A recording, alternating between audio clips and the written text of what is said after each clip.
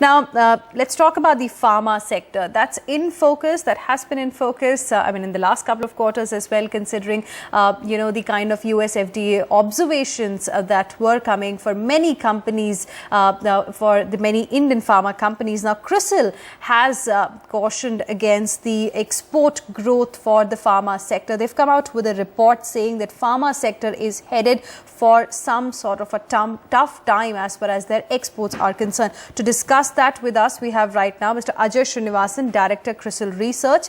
Mr. Srinivasan, thank you very much for joining us here on NDTV Profit. It's good to have you on the show today. So you're raising alarm bells for the pharma sector ahead. You're saying that for exports particularly, some tough time is expected. What makes you say that? Key factors that you have observed?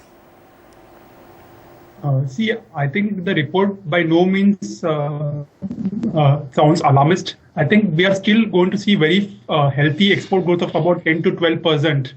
But if you look at the last decade, growth has been of the magnitude of about 20% per annum. So if you compare that kind of growth, definitely 10 to 12% growth in dollar terms doesn't seem to be great. So all we are trying to say is that if the growth rates are going to slow down, and the main reason for that is that the pipeline of drugs which is going off patent is going to progressively reduce. If you look at between 2012 and 2015, the average value of drugs which went off patent globally was about $100 billion annually. And this number is going to reduce to about $64 billion annually over the next 4 years. Therefore, we are going to see a significant reduction in the number of drugs going off patent and the value of drugs both. Secondly, blockbuster drug discoveries globally has slowed down.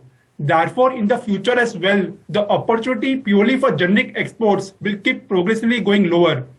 Therefore, all we are saying is that growth rates are going to be reasonably healthier, 10 to 12%, but very, very slow compared to what we have seen in the past. But Indian companies should partake of the opportunities created by the innovation and R&D capabilities which they have got by investing more in R&D and innovation, and therefore trying to make headway into the new drug application market and new molecule discovery. Right. So that's the export story that one has to be worried about within the pharma space, Indian pharma companies. On the other hand, we have got, the Indian drug regulators here issuing price control orders. So, it's like a double blow, twin blow. From outside also, you're seeing some bit of weakness. Within the country as well, there is this sort of a weakness. So where do you really see all this eventually leading the pharma companies to? If you look at the pharma sector per se, I think even today the growth rates are fairly healthy at about 13 to 14%, which is marginally higher than the nominal GDP growth currently. So we would not say that the companies are doing very badly, but yes, we have been used to 20-30% growth rates annually in the past. Those kind of growth rates seem to be behind us. If you look at the domestic pharma sector itself, yes, there are price controls. But today, the price controls had a very severe impact in 2013-14 when they were first introduced. Now, I think market has more or less adjusted to these price controls. And despite the price controls, last year we saw the domestic market expanding by about 11% in rupee terms. Therefore, we do not foresee the situation to be really, really bad. It's going to be tougher than in the past. But we are seeing the smarter companies have already stepped up investments in R&D and innovation to be able to really come up to shape so far as the future is concerned. At this time, do you then foresee, consolidation activity really picking up pace ahead because, there is this competition around the pricing in the US market, and then even the generic market is getting a little competitive as well. Do you see consolidation, a lot of mergers and acquisitions really happening now? We have already seen a bit of consolidation, but we do not foresee a great deal of consolidation. Mainly, consolidation will be by looking at companies which have got innovation capabilities or those who have got a strong pipeline of ANDA approvals. So that will be the main target of companies which want to acquire. If you look at India per se, India today accounts for about 37% of average ANDA approvals which have come through in the last 5 years. Therefore, still we are doing very well as far as ANDA approvals are concerned, despite all the negative publicity from the US FDA scrutiny, etc. All we are trying to say is the growth rates are still reasonably healthy, but it is going to be much slower than in the past.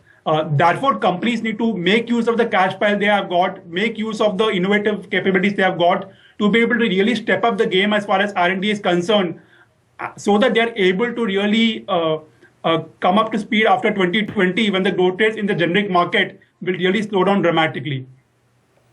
Any specific roadmap that you think the companies should follow at this point in time, and which, according to you, would be the key companies who will really have to pull up their socks right now? I'm afraid I'll not be able to comment on specific companies, but in terms of roadmap, there are various companies which are really dabbled a bit into the space already. For example, we have seen Glenmark in the past out-license one of its molecules. So there are various alternatives available in terms of out-licensing, complete in-house development, striking partnerships. So what you really look at for as a company is depend upon your risk-return profile and what you really want to achieve. Obviously, out-licensing is somewhere in middle. Complete in-house development has the greatest amount of risks. If you're looking at partnerships, the relative risk is lower.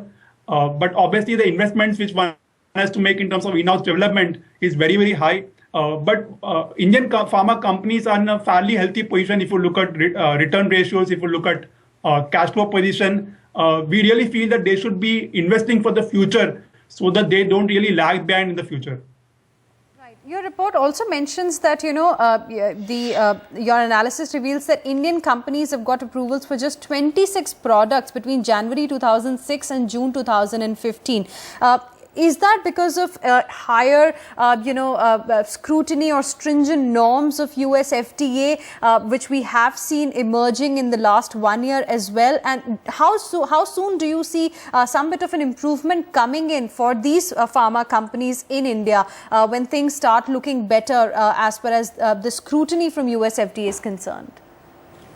So this products which we are talking about is new drug applications, which is different from an ANDA. So here you are getting approval to market a new drug based on preclinical and post-clinical studies both.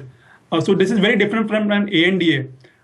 Yes, I think Indian companies in terms of new drug applications, the number has been fairly low over the last decade. And since we have looked at a very long time frame, it has nothing to do with the recent US FDA scrutiny.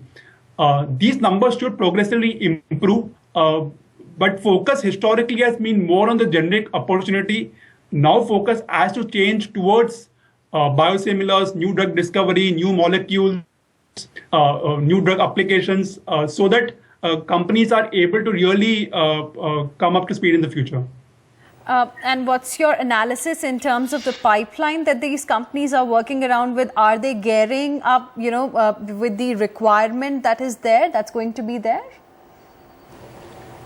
See, there are about close to 40 products at various stages of clinical development today, and there are about 14-15 companies which are really made some headway. It's very difficult to say as to whether they will eventually succeed. Because in many cases, we have seen that as a molecule moves towards the phase 2, phase 3 trials, it doesn't really work. So it's very difficult to gauge how successful they are likely to be. But companies are slowly but surely proceeding in the right direction. There is no concern as far as growth is concerned. In the immediate term, growth is going to be slower. But in the long term, if companies don't really take the right steps and redraw strategies, they may really be left far behind in terms of growth. All right, Mr. Srinivasan, we leave it there. Appreciate you joining us here on NDTV Profit and sharing with us the details about this crucial report. So clearly, pharma exports growth could see a sharp decline according to a report by CRISIL. As a result, companies will have to start preparing for the future. They'll have to redraw some long-term strategy from now itself.